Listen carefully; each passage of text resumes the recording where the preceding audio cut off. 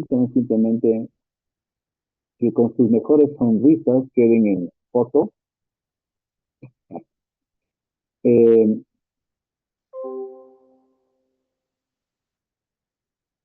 el caso anterior hablamos del ejercicio de liderazgo en los equipos.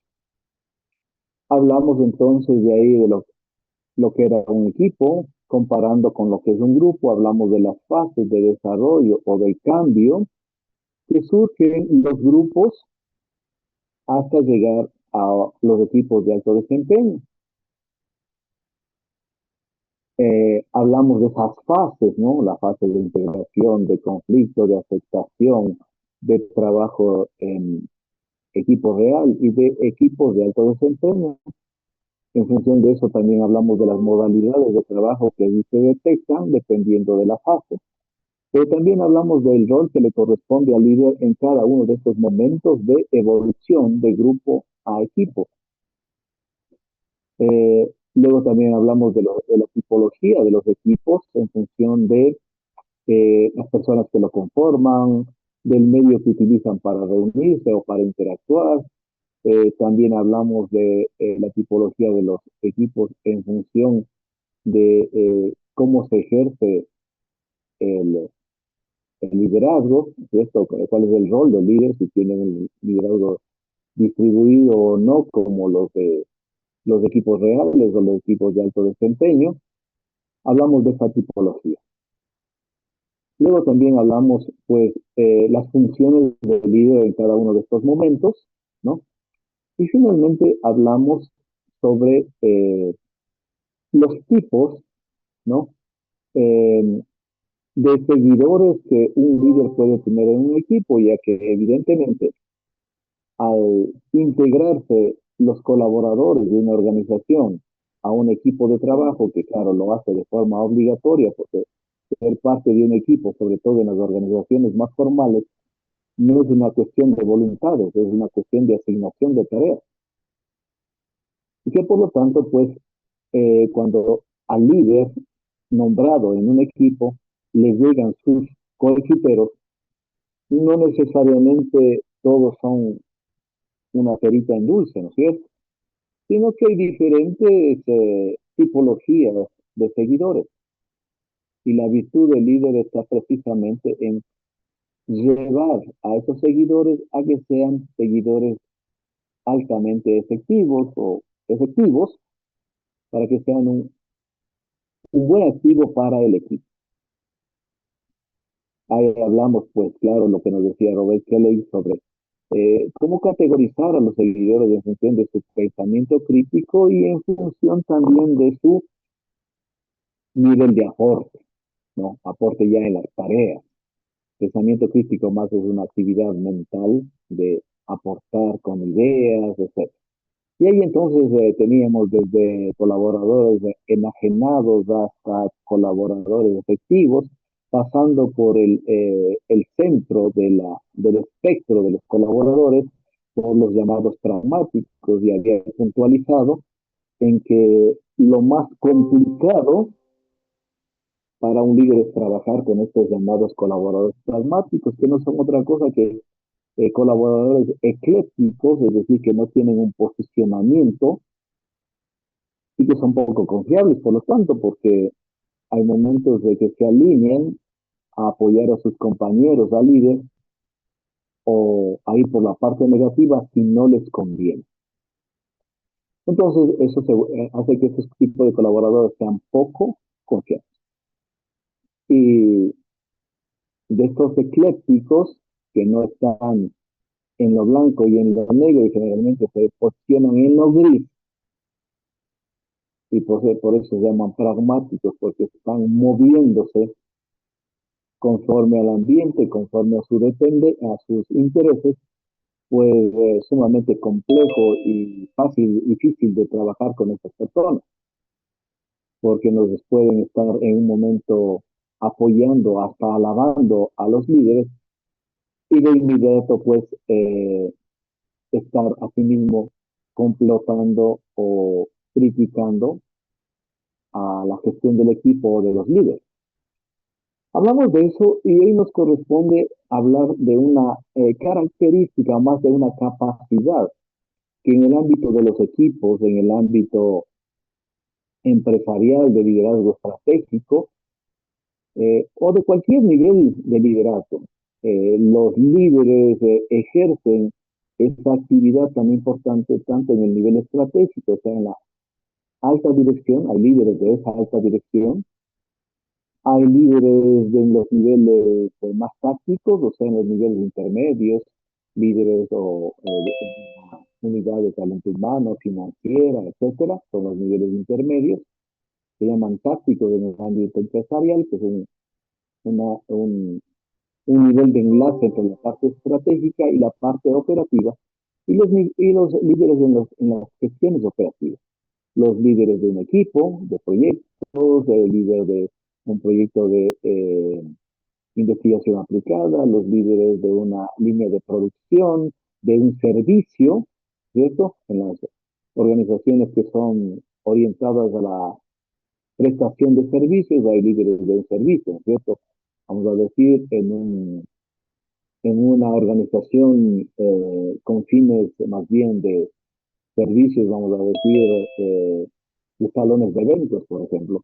Hay el líder de los que hacen el apoyo como de la atención al público, hay los líderes en la parte técnica de mantenimiento, etcétera.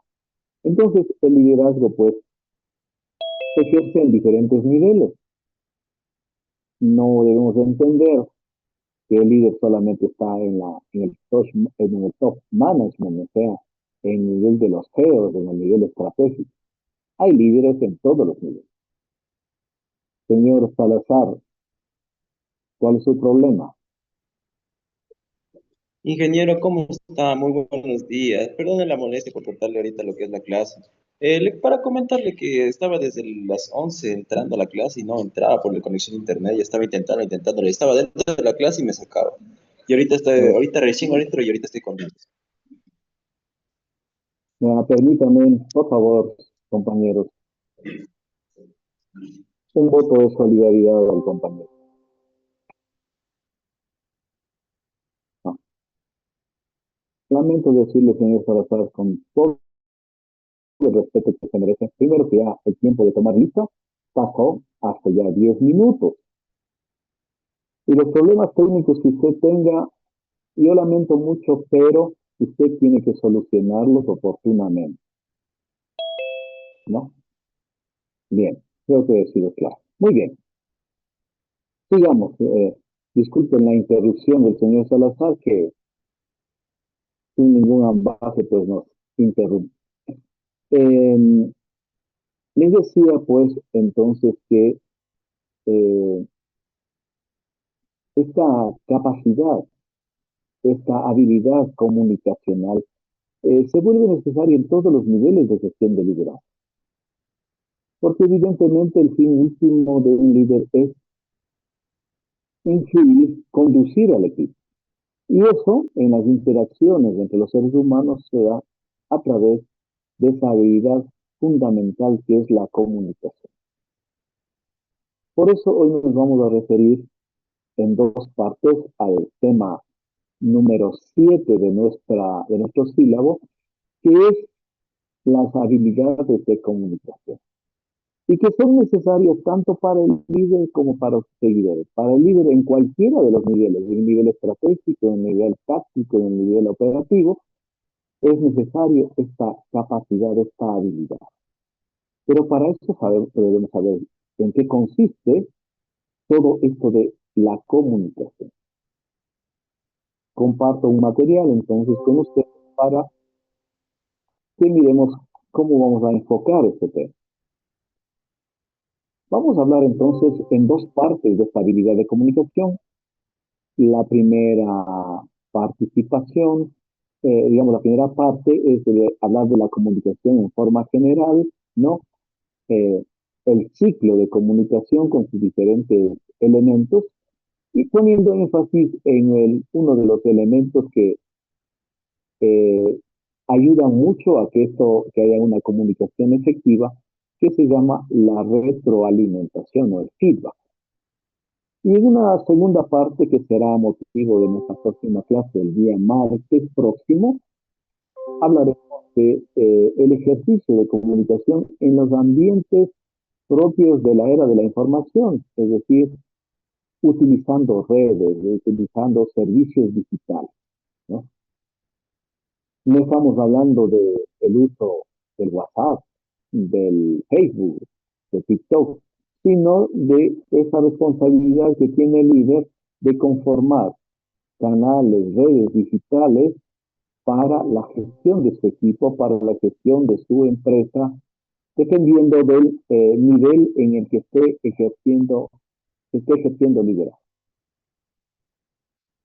Entonces, en la primera parte, les comentaba, vamos a hablar de la comunicación,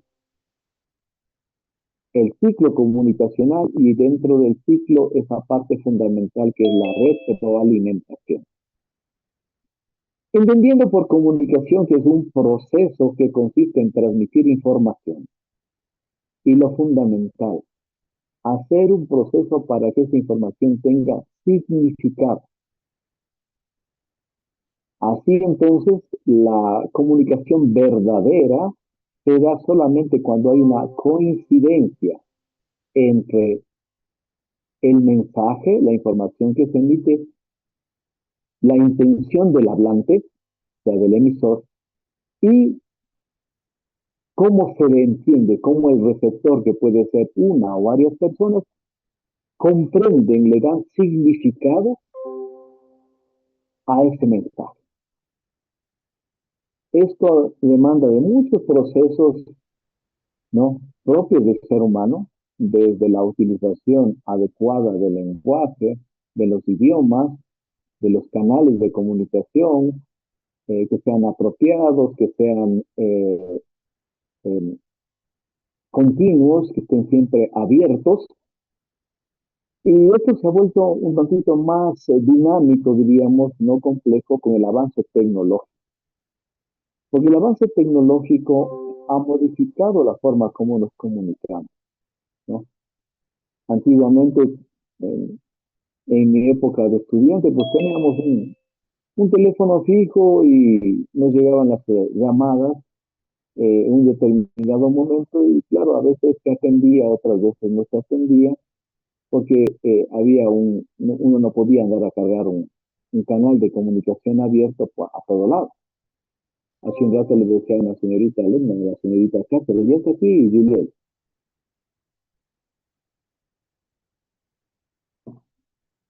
No, se perdió en el bus.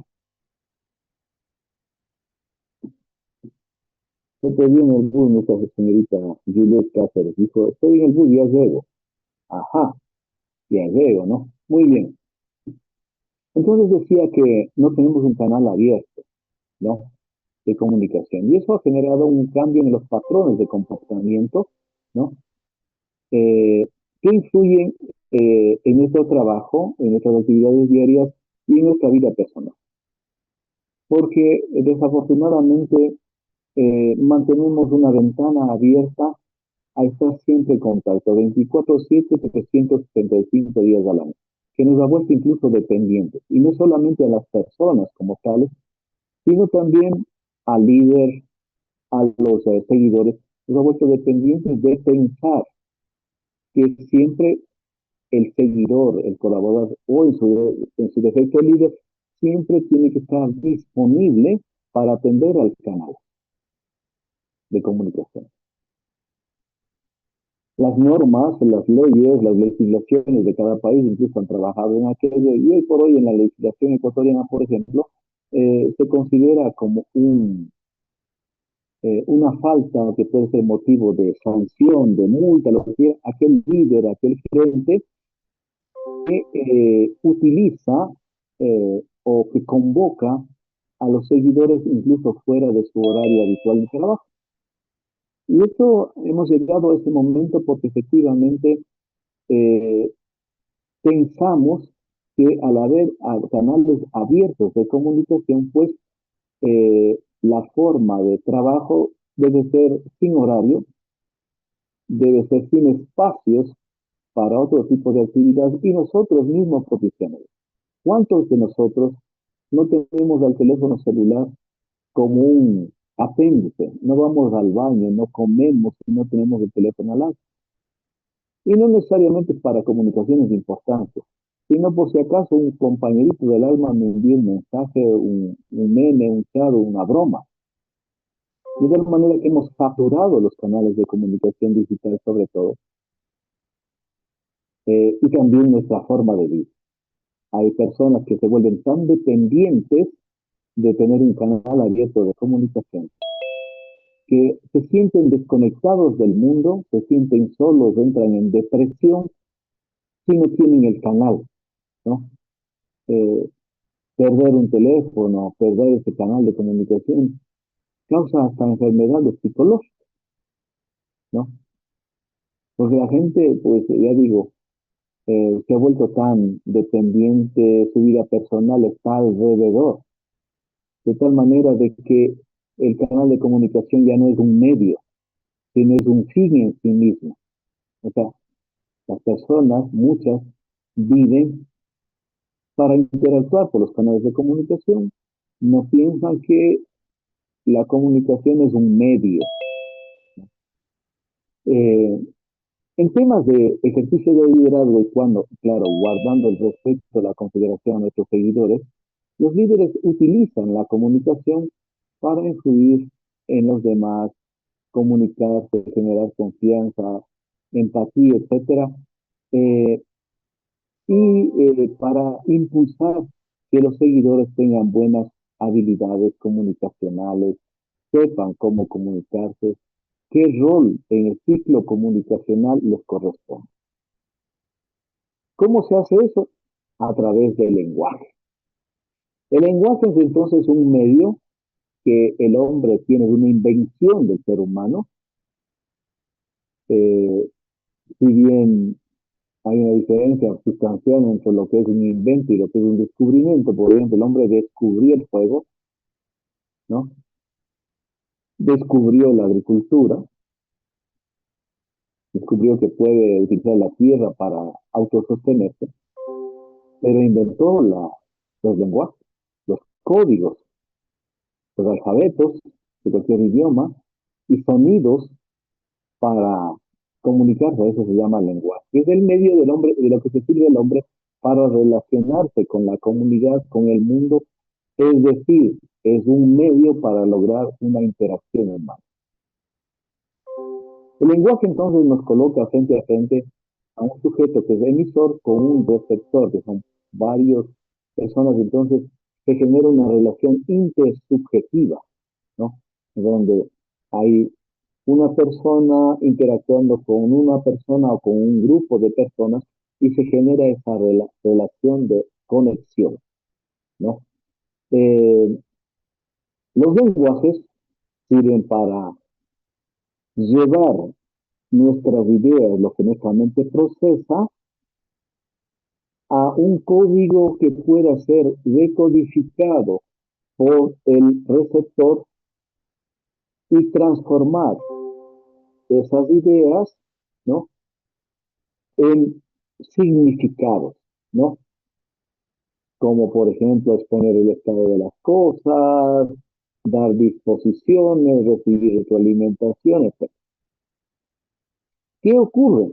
Alguien, el emisor, quiere decir o dar a entender algo. ¿Con quién? Con alguien que hace de receptor, o sea, tú. O sea, yo soy el emisor, tú eres el receptor.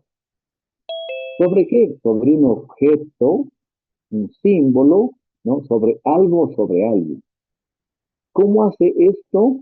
¿No? Estamos hablando de una función expresiva, de una función apelativa y una función de representativa. O sea, yo, tú y cómo doy significado a las cosas. ¿Cómo se hace eso? A través del lenguaje, que son expresiones de diferente naturaleza, palabras, sonidos, imágenes, memes, etcétera, emoticones, que son expresiones comunicativas. ¿Para qué? Para que esas sean decodificadas y se dé significado a las cosas, ¿no? Es decir, se exprese lo que se quiere decir, ¿no? Se establece una relación con el destinatario, o sea, lo que se dice, lo que se transmite, y luego el uso, la interpretación que se da. Eso se da, como digo, a través de esta invención de la humanidad de símbolos, de sonidos, ¿no? Por eso los lenguajes, los idiomas más que los lenguajes, tienen diferente naturaleza, ¿cierto? Hay el idioma chino, español, francés, etcétera, que tiene incluso símbolos para escribir son distintos, ¿no? Los sonidos son distintos, pero también hay lenguajes como el de, de las manos, que no necesariamente utiliza sonidos, sino gestos, ¿no? Pero también hay el lenguaje de señas, hay el lenguaje braille, por ejemplo, que es utilizado para las señores con las personas con discapacidad visual. Pero entonces el ser humano siempre se les ha ingeniado para generar estos códigos. Estos códigos que, reitero, lo que se produce acá en la mente, se codifican, o sea, se ponen en un lenguaje, se transmiten, llegan al receptor, se transmiten a través de un canal que puede ser el mismo aire, pero también puede ser un canal electromagnético, donde toda esa información se bueno, en los medios más analógicos, o sea, a través de las señales continuas, o ya en la comunicación digital mediante pulsos, que finalmente llegan al receptor, las máquinas o los sistemas los transforman, ¿no? Los vuelven otra vez a un lenguaje que pueda ser decodificado por el receptor. Así entonces, lo importante en un proceso de comunicación es dar significado a las cosas. Es decir, explicar en qué consiste una palabra, una imagen, ¿no? Y ahí siempre vamos a tener los seres humanos dos componentes básicos. El significado, es decir, el concepto, la idea, el referente mental que deseamos transmitir mediante el lenguaje. Y el significante, que es la huella mental que tenemos los seres humanos dentro de nuestra cabeza. ¿Cómo se produce eso? Aunque eso se ha investigado mucho a nivel neurológico, no se ha podido totalmente describir. Pues se da un proceso en el cual nosotros, los seres humanos, tenemos una idea que está grabada en nuestra base de datos de nuestro cerebro, ¿no es cierto? Tenemos ese concepto que es una idea, ¿no? Y eh, tenemos huella mental, o sea, tenemos una base de datos de la cual acogemos ideas que se han ido incorporando a nuestro cerebro a través de la experiencia, de lo que aprendemos, de lo que se ve en la interacción con familiares, amigos, que van alimentando nuestra base de datos, tal cual como ocurre con la inteligencia artificial generativa. De hecho, la inteligencia artificial trata de replicar ese proceso, ¿no? La inteligencia artificial, de cada interacción que nosotros hacemos mediante prompt, aprende, se entrena, incorpora la base de datos. ¿Para qué? Para luego, cuando otra persona a miles de kilómetros le hace una pregunta a través de un prompt, toma lo que tiene en sus bases de datos, compara, hace un análisis estadístico de lo que es lo más frecuente o lo más procedente de responder y lo hace. Eso se sigue perfeccionando todos los días. Todavía no hay una inteligencia, un modelo de inteligencia artificial que sea exacto, que nos diga la verdad, pero se va alimentando. Se va alimentando y va generando esta generación de expresiones replicando lo que hace el cerebro humano, ¿no? Tener conceptos, ideas, ¿no? Que están incorporados a lo que se llama nuestra huella mental, ¿no? Es decir, cómo entendemos sonidos, palabras, asociamos estos conceptos con lo que tenemos en nuestra base de datos, llamémoslo así. Eh, Dicho de otra manera, el significado es el contenido y el significante es la forma como nosotros entendemos las cosas. Sobre esto se han tejido muchas teorías de cómo el ser humano da significado a las cosas. Hay la teoría referencial de Frege y Russell, que sostiene que el significado de una palabra es solamente una referencia. Es decir, aquello que nosotros tenemos en nuestro cerebro, en esa huella mental, ¿no? Y que se produce al momento de escuchar algo, un mensaje, un proceso de referenciación, por eso se llama referencial, ¿no? Con lo que tenemos grabado en nuestro cerebro, en nuestra huella mental, ¿no? Y así, por comparación, por referencia, cuando escuchamos, por ejemplo, la palabra perro, que solamente 5 letras y que nosotros la pronunciamos con sonidos, ¿no? Pero en nuestra mente lo que tenemos en la base de datos al escuchar esa palabra perro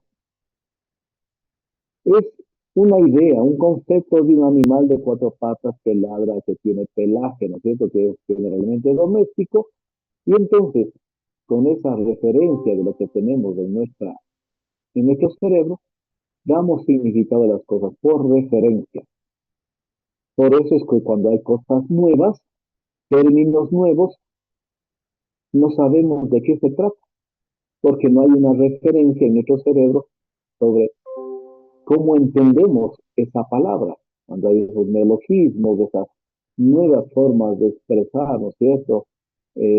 Nos hablan de bots, de chat, como últimos neologismos que se han incorporado. Y en un principio, ¿qué será, pues, no?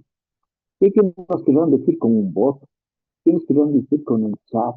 ¿Cierto? Las generaciones de mayor edad tenemos que ponernos a averiguar qué se quiere decir, cuál es el alcance o a qué se refiere cada tema.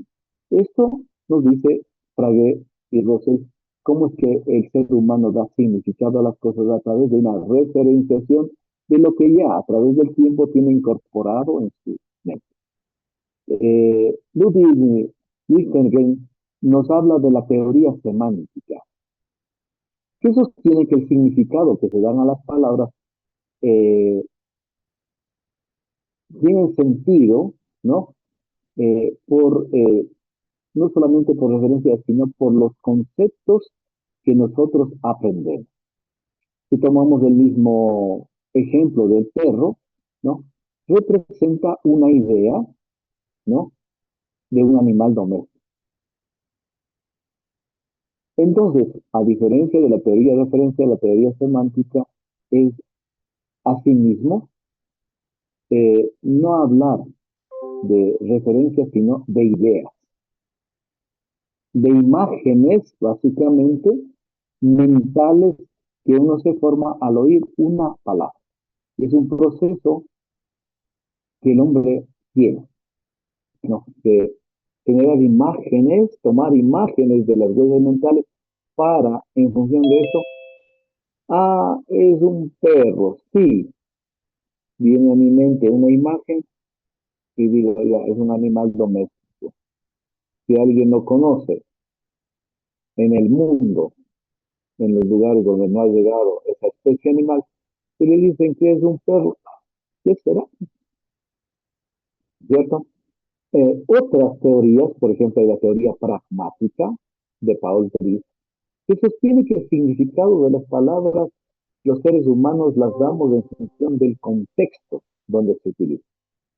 Por ejemplo, la palabra banco, que está en un contexto de una institución financiera, sabemos que el banco es una institución financiera, Pero si está en un contexto donde nos referimos a un banco como un mueble, sabemos que es un mueble que sirve para sentarse o para apoyar algo. Según la teoría pragmática de Paul Gris, el significado de las palabras son de acuerdo al contexto, ¿no? Eh, y esto tiene que ver mucho con lo relativo a la cultura de los lugares, ¿cierto? Por ejemplo, de acuerdo a la teoría pragmática, si yo hablo del término guagua, que es una palabra de origen quichua, ¿no? En un contexto, en una cultura como la latinoamericana,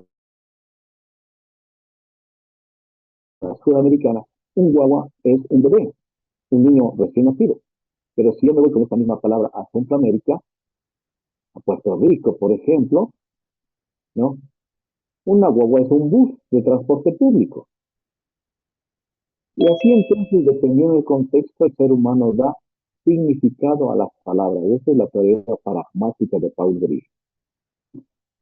Y la teoría de los actos del habla dice que el ser humano da significado a las palabras en función de cómo el hablante, el emisor, se expresa. Es decir, que el significado que damos a las palabras no solo depende del contexto, sino también de la intención del hablante. Y que tiene que ver con factores objetivos y subjetivos, como por ejemplo factores objetivos, que ya veremos, como la modulación, el tono de voz, el color, etcétera, que se da a la palabra, a los actos del habla, y en función de eso se da significado. Por ejemplo, tú puedes decir, ¿puedes cerrar la ventana? Que puede entenderse, según los gestos, según los actos del habla, el tono de voz, como una orden o como una sugerencia o un pedido. Todo depende, nos dice la teoría de actos del habla, del tono y del contexto en el que se habla. Entonces, varios autores tratan de explicar cómo el ser humano da significado a las palabras, a los mensajes que recibe en un determinado código, idioma, etcétera, cómo es que da significado. Este significado, desde luego, como ya mencionamos, se ve también influenciado por factores subjetivos y objetivos. Aspectos objetivos, como por ejemplo la intensidad de cómo se habla, la forma, la fuerza con que el emisor llega al receptor, con su modulación de voz, con altos, bajos, el color, el acento que le damos, ¿no? En esta intensidad del estímulo influye también el contraste, es decir, las variaciones. A nosotros, cuando nos enseñan a tener una buena lectura, nos enseñan los puntos de puntuación y cómo darle unas terminaciones, un tono cuando hacemos una interrogante o cuando utilizamos un signo de admiración. Entonces se modula la voz incluso al leer un texto, ¿no? La novedad, es decir, palabras nuevas, desnovismo, ¿cierto? Que nosotros tenemos, ya mencioné algunos, como por ejemplo, eh, influye cómo podemos entender palabras nuevas, ¿no? Un voz, un chat, una inteligencia artificial generativa, que con el tiempo se van incorporando y se van entendiendo mejor. Novedad. Estímulos que se dan sobre todo en la comunicación escrita, cuando subrayamos, cuando ponemos en negrillas, cuando ponemos entre paréntesis, entre comillas, son estímulos visuales que nos permite pues poner más atención en ciertas partes de un mensaje. De hecho, a veces cuando se tiene falta de tiempo, lo que nos fijamos es en aquello que está resaltado, aquello que está puesto en negrillas, etcétera, porque se supone que ahí están las ideas fundamentales del mensaje. Y que eso se los manifiesta mediante estímulos o indicadores, como resaltar texto, por ejemplo. Una sorpresa, o sea, por ejemplo, cuando las conversaciones, los mensajes se vuelven monótonos, el emisor cambia, rompe la rutina, llama la atención, ¿no? Y posibilita que las personas vuelvan a concentrarse.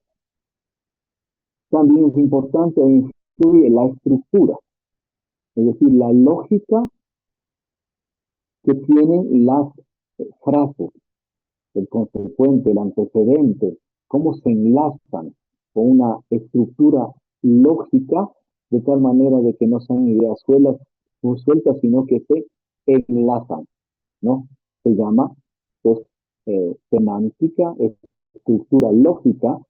Antes nos enseñaban en los colegios lógica para poder estructurar bien las ideas, ¿no? Que haya coherencia entre el antecedente, el consecuente, entre una frase y otra con sus respectivos conectores, para que no parezcan ideas aisladas, sino parte de una idea principal, estructura. Redundancia también influye cuando nos repiten con frecuencia un mensaje. Eso se utiliza mucho en publicidad, en comunicación, por ejemplo, repetir mensajes, palabras, textos, músicas, imágenes de forma reiterada, redundante, para que esas imágenes se incorporan con mayor facilidad a nuestro cerebro y entonces, haciendo eco a la teoría referencial, siempre tengamos una imagen que relaciona una música, una imagen, un color con algo o con alguien, ¿no? Y también otras condiciones ambientales variadas, factores objetivos.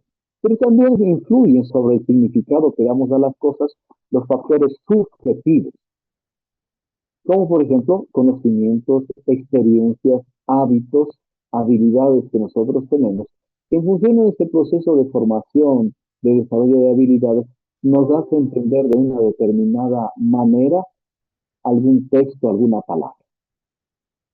También en las motivaciones, ¿no es cierto? Es decir, lo que nos impulsa a hacer algo. Teorías de la motivación como la pirámide de necesidades de Maslow, ¿no? De Abraham Maslow, nos plantea de que el hombre se motiva por necesidades que están en 5 escalones, ¿no?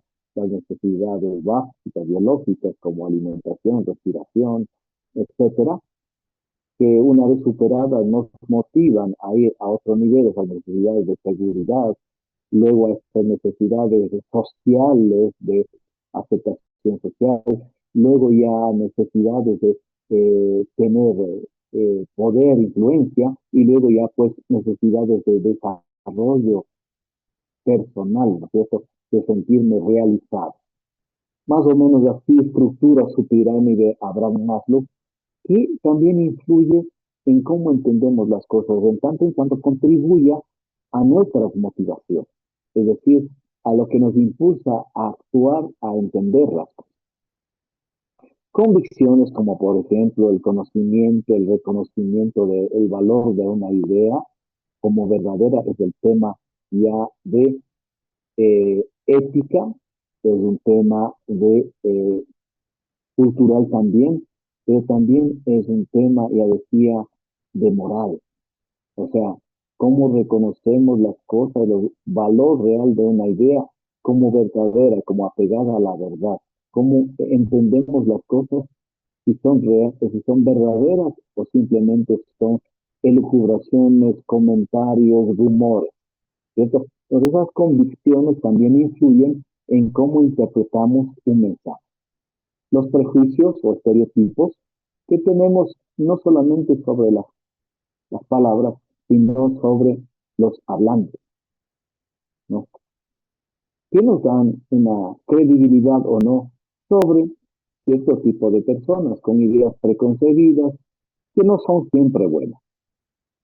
La religión, la ideología, la cultura, las normas, los valores, que ya hablamos hace un momento, son también factores que influyen cómo interpretamos, cómo damos significado a los mensajes,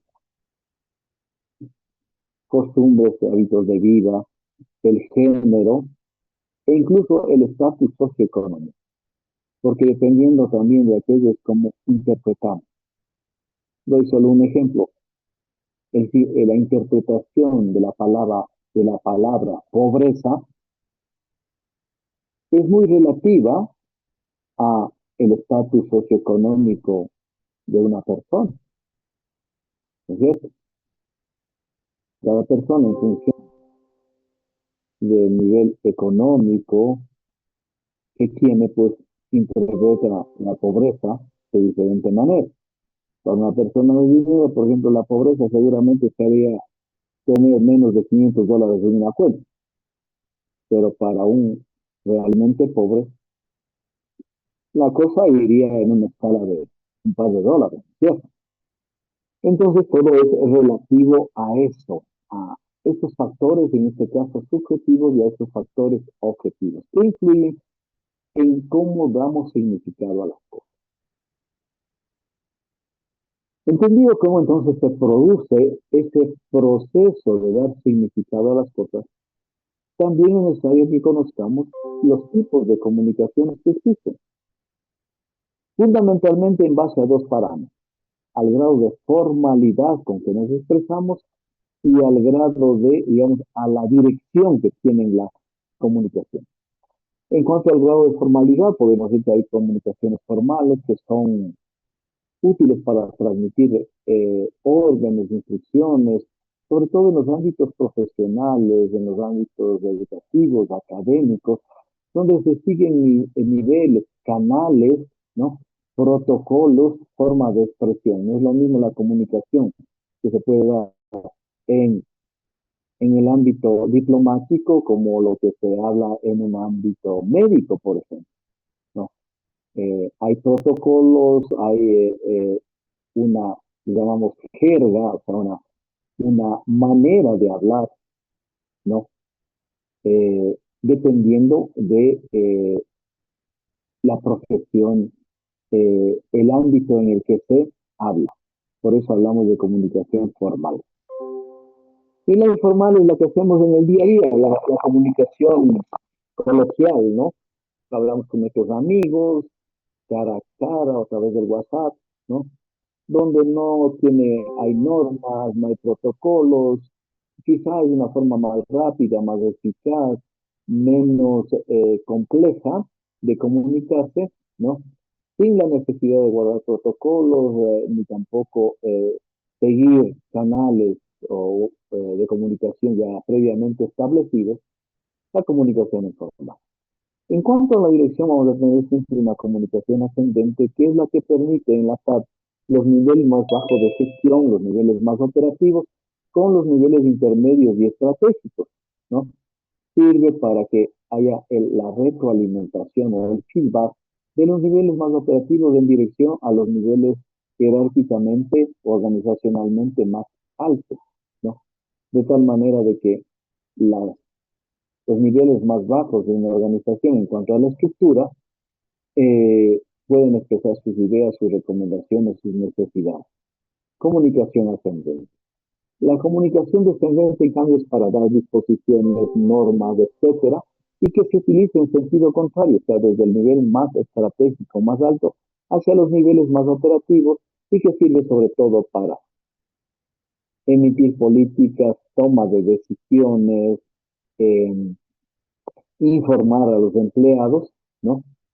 Es una comunicación descendente y que sigue canales establecidos también, es mucho más formal. Y luego tenemos una comunicación horizontal que es propia de las personas que están en un mismo nivel dentro de una organización y que sirve para ponerse de acuerdo, para coordinar, ¿cierto? Entonces se da una comunicación horizontal que no sigue un canal ni ascendente ni descendente, sino que entes de una organización ubicadas en el mismo nivel de jerarquía, de uso de poder, etcétera, se coordinan entre ellos. La comunicación horizontal y que es importante para coordinar, tomar decisiones, acordar, etcétera, negociar.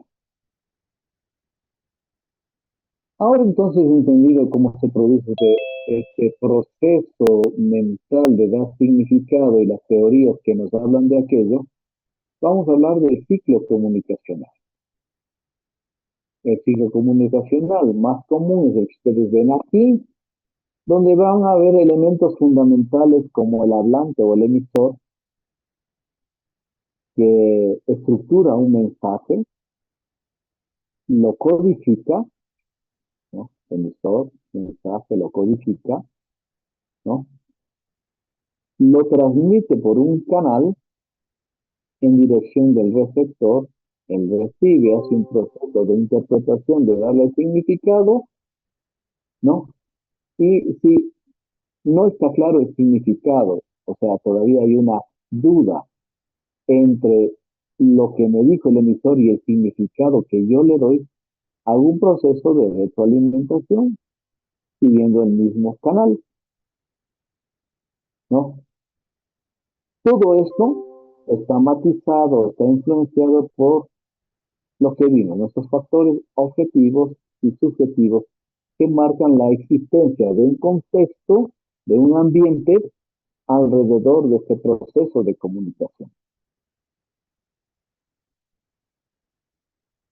En términos más específicos, estamos hablando de un emisor, el elemento que envía el mensaje, el receptor, el que recibe, el mensaje, que es la información que yo quiero transmitir, el código, es decir, el lenguaje que yo utilizo para esas ideas que salieron de mi mente, ponerlas en un código para que pueda ser transmitido y entendido por la otra parte.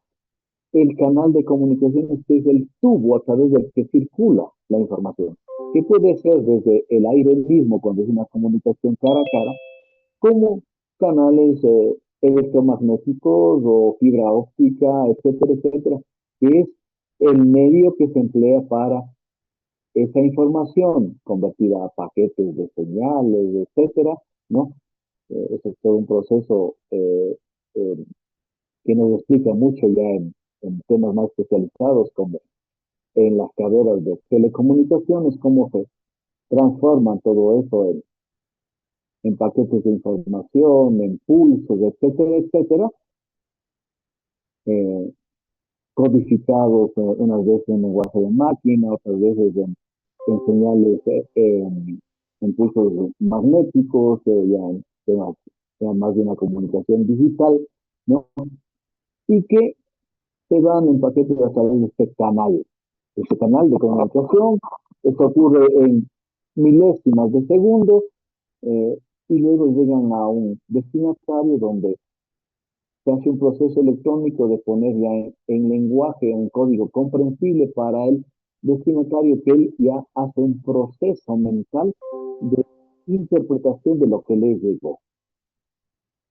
También dentro de ese proceso, pues ya decía, influye el contexto con los factores objetivos y subjetivos, pero pueden generarse también distorsiones, perturbaciones en los mensajes, ya sea por el mal uso de un código o de interrupción en un canal, cuando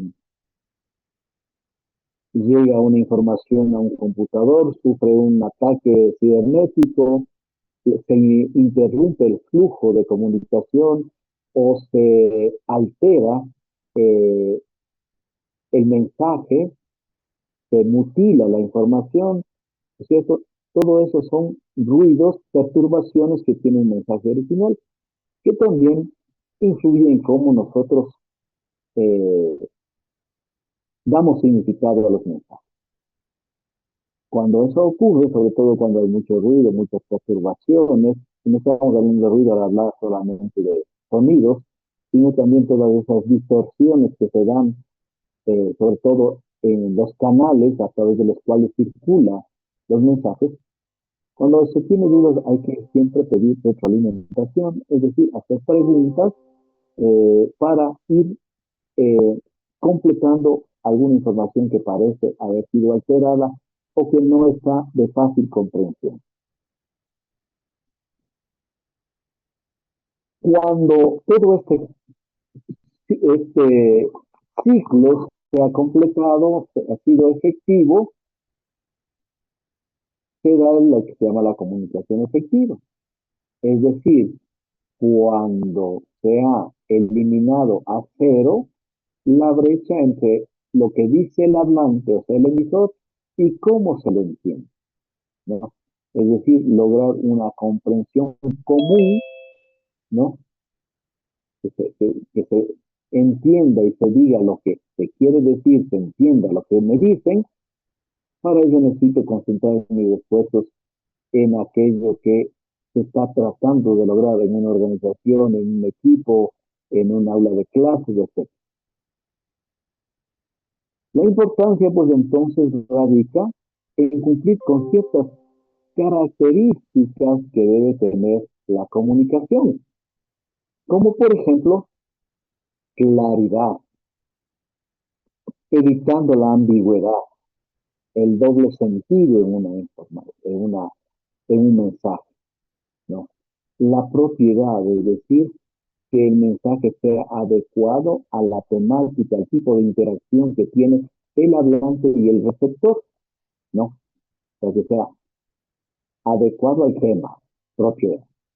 Que sea claro, preciso, conciso, que no sean cientos de páginas, sino el número de palabras que realmente son necesarias. Y ahí está la habilidad del hablante para ser conciso, para no hacerle una novela, un cuento completo al mensaje, ¿no? En el caso del receptor, al feedback, es decir, aclaraciones, ¿no? Luego, en el momento del contacto inicial entre el hablante o el emisor con el receptor, que haya una empatía, que haya una actitud abierta, de tal manera de que haya interés mutuo entre los interlocutores. Una escucha activa, es decir, que haya siempre, no un, que haya gente oyendo, como una buena cantidad de ustedes solo oyen, no escuchan. Ya vamos a ver en qué consiste esa escucha activa, ¿no? Que no es un acto meramente biológico, que es el oír, que activa nuestro sentido del oído, ¿no? Sino que la escucha va más allá, es oír y luego procesar esos sonidos, darles un significado. Eso es la escucha activa, ¿no? Complementa a esto la comunicación no verbal, los gestos, las manos, etcétera, sobre todo en comunicaciones cara a cara, o también utilizando estas plataformas virtuales, ¿no? Hay un lenguaje gestual donde con miles de gestos en nuestro rostro, en nuestras manos, en nuestra posición al sentarnos, ¿no es cierto? Yo veo a muchos estudiantes que están en una cama, otros están muy reclinados en un asiento. Son gestos que el emisor puede mirar e interpretar si hay interés, si no hay interés. Eso es el lenguaje de los gestos, ¿no? Se llama comunicación no verbal, ¿no? Incluso esto incluye tonos que se pueden dar con el cuerpo, ¿no? Las actitudes de protección o de afabilidad, ¿no? Que son gestos, ¿no? Y además el respeto que involucra la necesidad de que el receptor sobre todo nos preste atención. Yo sé que esto es en términos más bien del deber ser, no de teoría, sino del deber ser. Cuando hablamos, por ejemplo, en estos ambientes virtuales, ¿no? Eh, no ocurre realmente eso. Por eso es que yo muchas veces eh, tengo que sacar de la reunión a alguien, interrumpir mis horas, porque no hay esa atención plena, o sea, se detecta en las imágenes que no hay atención plena. Hay canales físicos por los cuales se emite la información. La comunicación oral, por ejemplo, utiliza la reunión cara a cara, reuniones, presentaciones, conferencias, pero también hoy está de moda los medios digitales, la telefonía celular o la telefonía móvil, ¿no? Son canales, ¿no? Hay también canales para la comunicación escrita, como por ejemplo los memorándum, las cartas, los reportes, que también utilizan para su transmisión. Hoy antes era el correo, la estafeta, la oficina de correos que iba en sobre cerrado, ¿no? Hay hoy otros medios, unos más digitales, otros más convencionales, analógicos, como por ejemplo hay el entrega que entrega paquetes, entrega documentación, pero también hay los correos electrónicos, ¿no? Donde memorándums, cartas, reportes, oficios se dan a través del correo electrónico o de los sistemas de gestión documental, ¿no? Este, por ejemplo, tiene el CIPUS, que es un sistema de gestión documental del Estado ecuatoriano, donde cada funcionario, en función de las tareas que le han asignado, tiene una cuenta, recibe y envía comunicaciones, memorándum, oficios, informes, etcétera, relacionados con su actividad. Y hay otros medios que son menos personales y que más bien permiten una comunicación eh, con grupos más amplios, como por ejemplo un informativo, un tablero de anuncios. Ustedes ven en la universidad, son canales de comunicación, ¿no? Póster, boletines informativos que se dan. Por ejemplo, ahí utilizan el canal de la radio, yo he oído la radio de la ESPE, que está todo el día hablando de boletines informativos, a veces pone música, a veces habla de las acciones de la alta dirección, habla de actividades que se van a dar en el transcurso del día, de la semana, de los logros de la universidad. Son canales de información. Y hoy por hoy los canales son fundamentalmente digitales. Ustedes pueden ver aquí y tendrá un capítulo aparte, todo lo que son las redes sociales, que son también canales comunes para el envío o recepción de mensajes. Entonces, ser un comunicador, un buen comunicador, no es solamente la capacidad de hablar, sino también la capacidad de saber escuchar. ¿Por qué? Porque en una interacción solamente entre dos personas hay al menos 6 personalidades que están interactuando. Porque cada persona le corresponden 3, ¿no es cierto? Es esa personalidad del que, ¿qué impresión yo quiero dar?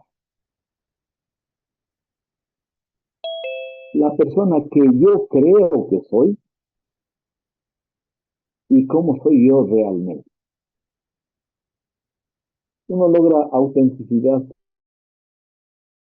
cuando lo que yo creo que soy es igual a mi yo real. Eso va a ser auténtico, ¿no? Pero hay personas que más se basan en la impresión que se quiere dar, en la imagen que yo quiero dar. Y que no necesariamente es como yo pienso, sino la imagen que quiero dar. Y ahí se pone en contraposición lo que yo creo que soy, mi razón de ser, ¿no? Pero mi razón de ser no significa que yo sea, que realmente yo sea así. Es una aspiración, una luz al final del túnel, es esa motivación que yo tengo, lo que yo quiero llegar a ser. Pero como ustedes ven, hay dos personas al comunicarse que tienen 3 personalidades que dentro de su mente están funcionando.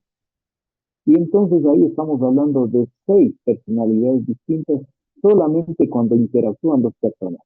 Imagínense lo que ocurre en comunicaciones masivas.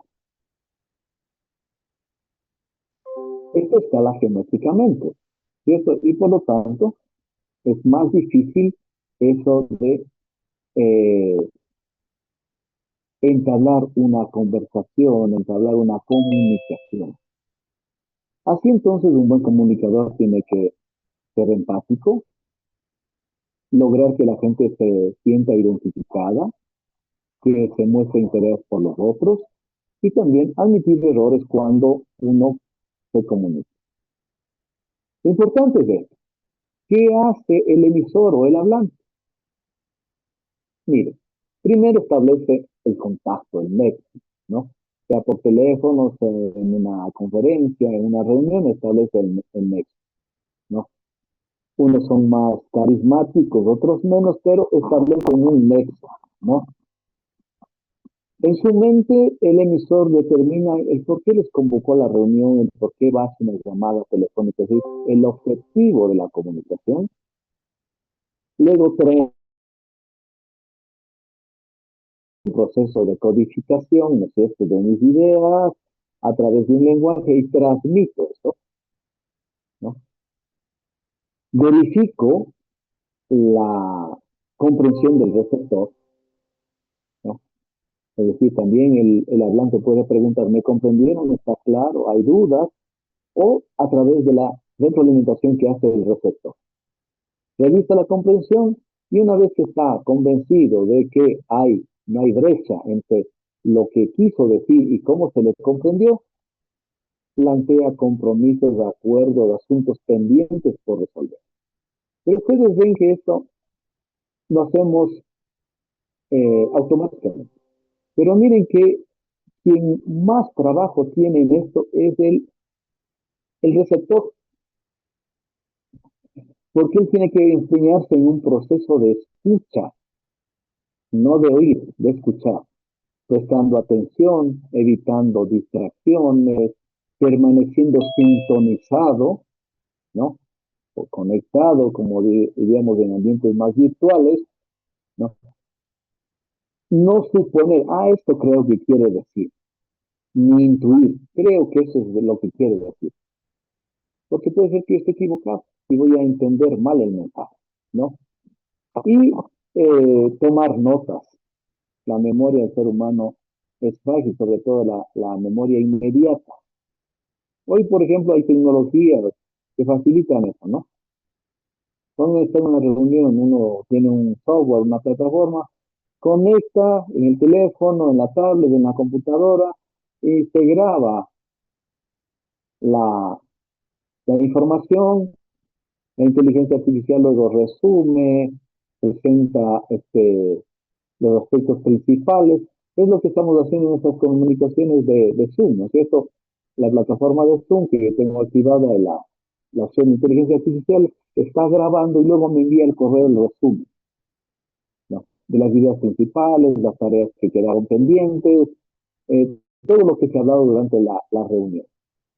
Yo tengo en mi teléfono celular, por ejemplo, en mi tablet también, una plataforma, un aplicativo que se llama IA Notes, que yo le activo, estoy en una reunión atendiéndole al hablante, pero al final procesa todo lo que grabó y muy puede presentar en texto lo que dijo cada persona o un resumen donde están los asuntos fundamentales de la reunión, de la conversación de la clase y también lo que ha quedado pendiente o las tareas por realizar.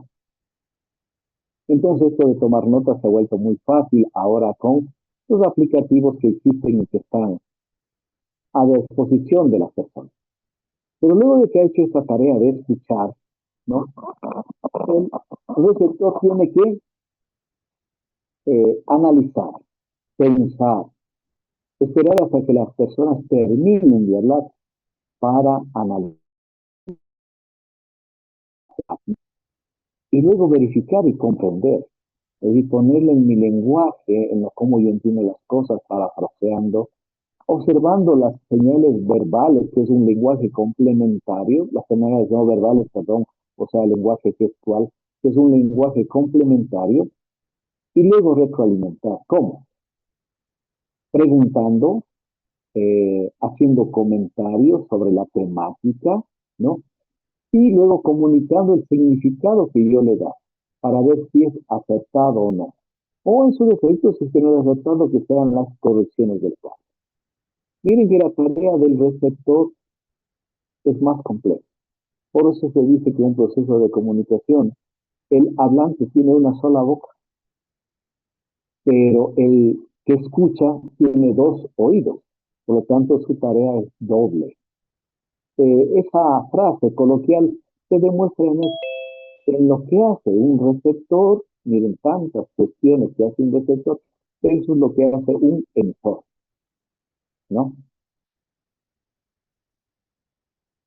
Finalmente, pues vamos a hablar de el tema de la retroalimentación, que siendo parte del ciclo comunicacional, es algo fundamental en esto de dar significado a las cosas, ¿no? Por parte del receptor sobre todo, pero que también la retroalimentación es una actividad que utiliza el líder para otros efectos, no solo para reducir la brecha entre lo que yo digo y cómo se me comprende, sino también para hacer otro tipo de actividades que a través de la comunicación logra el líder.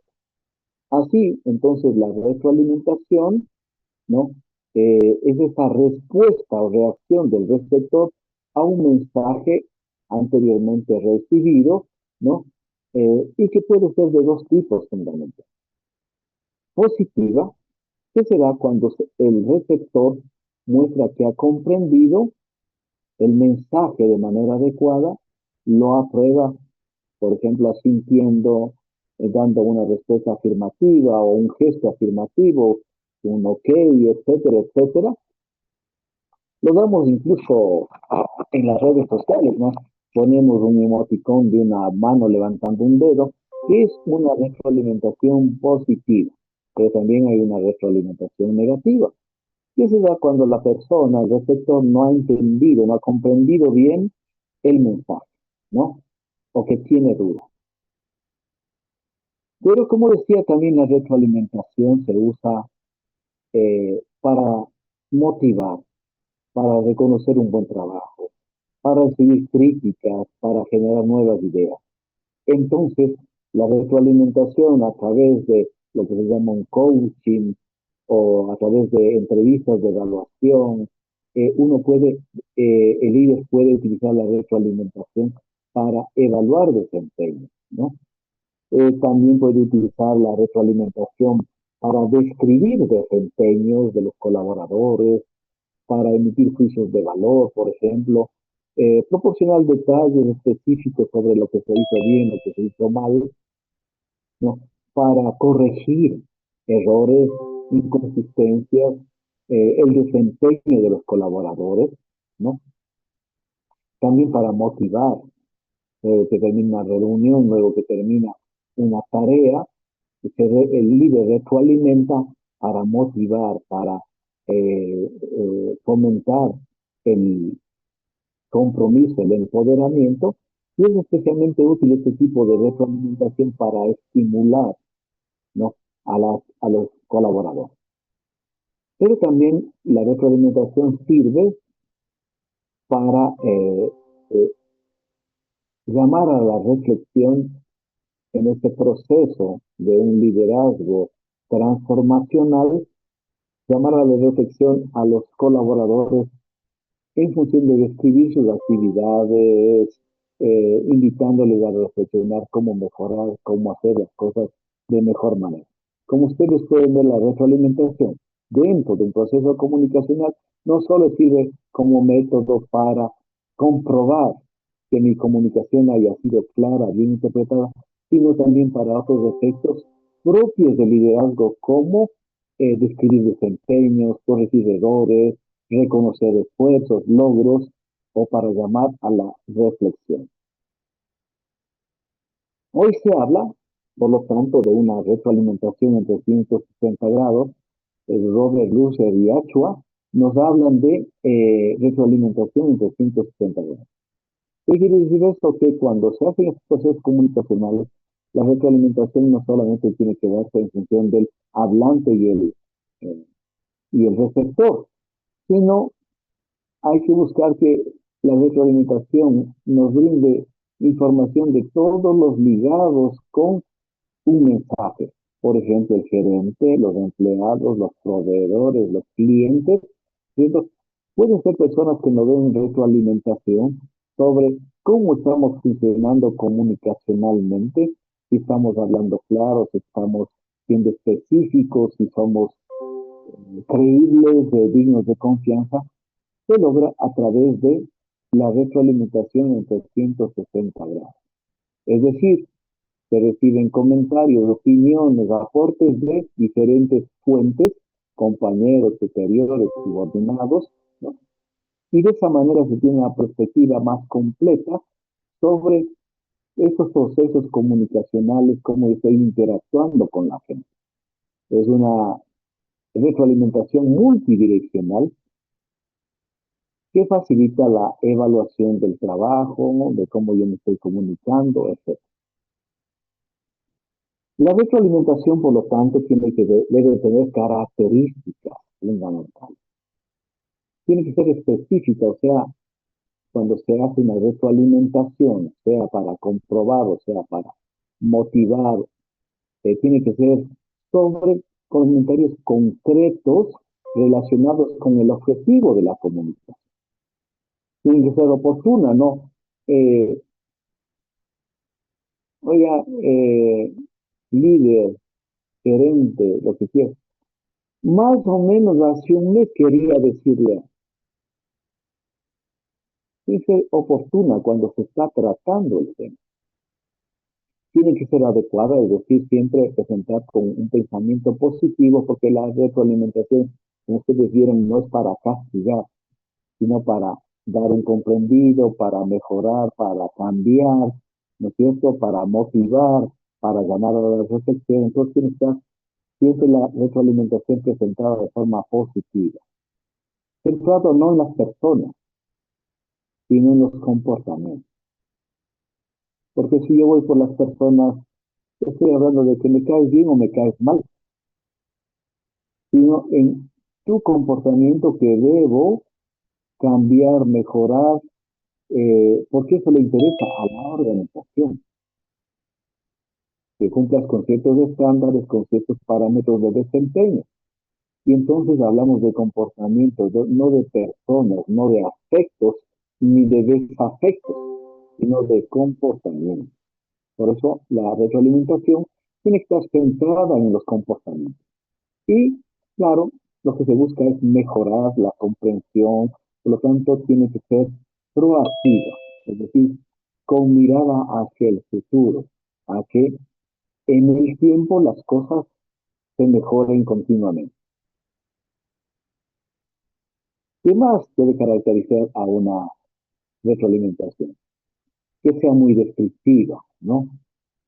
Es decir, cómo es lo que estás haciendo, cómo te portas en las reuniones, en tus actividades, cómo afecta tu comportamiento al rendimiento individual y colectivo. Desde luego, una retroalimentación tiene que estar basada en información clara, precisa, contrastada, creíble, no en rumores. Tiene que ser continua, o sea, el ciclo comunicacional está ahí siempre funcionando, por lo tanto, la retroalimentación tiene que ser continua. Por eso es un ciclo, no es un proceso con entradas y salidas, sino es un ciclo que está recursivamente funcionando. Tiene que ser holística, o sea, eso de que hablamos de la retroalimentación en 360 grados, recibir inputs de diferentes direcciones. Y cuando la retroalimentación se utiliza para enderezar comportamientos, tiene que tener también su grado de confidencialidad, ¿no? Cuando se llama la atención buscando retroalimentación, pues se hace a la persona, porque estamos hablando de sus comportamientos, no para hacerle quedar mal ni desmerecer sus otros atributos.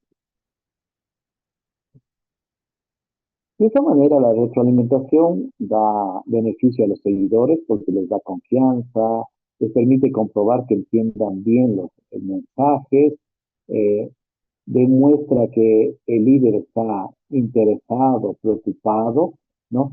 Y ayuda pues a estos seguidores a aprender y a asesorarse, a perder el miedo a preguntar. Y el líder, por su parte, tiene un canal abierto permanente de comunicación en todas las direcciones, ¿no? Y le permite descubrir cómo mejorar, cómo contribuir a mejorar el rendimiento de las personas y el suyo propio. Entonces, al establecer un proceso de retroalimentación, el líder tiene que estar abierto al pensamiento crítico, a la crítica, ¿no? Sin pensar de que es algo negativo o que se están aprovechando de las circunstancias para eh, ofenderme o atacar o disminuir mi poder, ni, eh, ni autoridad, ¿no? Sino que entender que el líder no entiende la retroalimentación como un ataque a su autoridad, sino más bien como algo que le va a beneficiar para mejorar también su estilo de vida. Con esto, pues, yo voy a poner esta dirección en nuestro chat del aula. Está aquí en el chat del aula. Que es un video que está colgado en YouTube, que es de un odontólogo mexicano, que es un conferencista, y que en este video de 15 minutos enfoca los problemas de comunicación, sobre todo en esa capacidad que los seguidores, los receptores de un mensaje hemos perdido, la habilidad de preguntar. Él nos habla cómo los niños cuando tienen 4 años tienen potenciado al máximo esa capacidad de preguntar. Siempre están preguntando, ¿y por qué esto? ¿Y por qué lo otro? ¿Y por qué ocurre esto? ¿Y por qué? ¿Por qué? ¿Por qué? Porque ellos desarrollan por sí solos esa capacidad de preguntar, de descubrir. Pero con el paso del tiempo perdemos esa capacidad de preguntar, porque me han de considerar que soy tonto, que soy desatento, y finalmente dejo que las cosas no queden claras y eso afecta a las personas y a la organización. De eso nos habla este conferencista, se llama Creando Espacios, el video, y que ustedes les dejo como tarea en este feriado, pues para que en 15 minutos vean este video, esta corta conferencia sobre temas de comunicación, y el próximo día, martes, ¿sí? Vamos a hacer un pequeño cuestionario para verificar qué es lo que se comprendió de este video en temas de comunicación, de retroalimentación, en temas de eh, em, cómo mejorar el tema de las preguntas, cómo interpretamos los mensajes, porque nos habla de una anécdota siendo el odontólogo, cómo es que sus clientes finalmente expresaban sus ideas comunicándose de mejor manera, aun cuando tenían el entendido que estaban en un consultorio de un odontólogo, ¿cierto? Entonces, por favor, tomar nota de este enlace, dar un espacio de unos 15 minutos, reflexionar sobre lo que nos plantea el conferencista y a partir de ello, pues, en la próxima clase vamos a hacer un control de video, ¿no? Como una actividad ya evaluable de nuestra asignatura, la primera del segundo parcial. ¿Quedó claro, por favor, señorita Suárez? La Sí, cámara, Inge. Leslie. Sí, Ah, ya. Usted sí, sí no Inge. puede estar durmiendo, yo estoy hablando solito con su... Yo sé que estoy en pleno almuerzo, disculpará si le interrumpí, no quiera causarle indigestión. Eh, bien, vamos a hacer una captura de pantalla para ya la control de asistencia al final del día. Ya está, ¿no? Quedó registrado.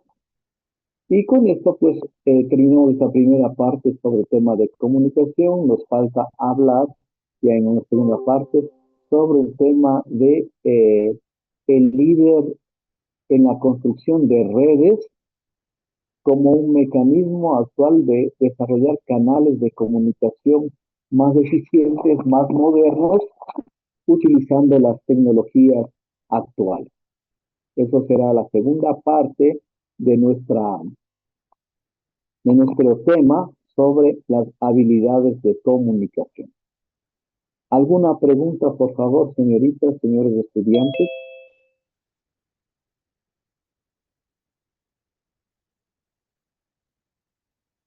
No, ¿No me hay parece que no hay preguntas? preguntas. A ver, alguien decía, alguien estaba hablando, señor Narváez, si no es de asistencia, cualquier pregunta le atiende. No, solamente se le Sí. chispoteó el dedo. Perdón, es Bueno, que no se lo escucha bien, pero de mi parte me pongo. ya, gracias. Bien, entonces, les deseo un buen fin de semana, aprovechen del feriado, pasen con sus familias. Ustedes ya son personas que toman sus propias decisiones, pero háganlo meditadamente. Les agradezco su participación y nos vemos el próximo día martes. El lunes es feriado, pero el martes nos encontramos aquí en el horario ya regular. Es decir, a esta misma hora, es decir, a las 11 de la mañana, nos conectamos, rendimos nuestra evaluación de video, hacemos una dinámica sobre qué se comprendió o qué es los aspectos más importantes de este corto video sobre temas comunicacionales y luego nos hablamos sobre la segunda parte de las habilidades de comunicación. Que tengan un excelente fin de semana. Buenas tardes a todos.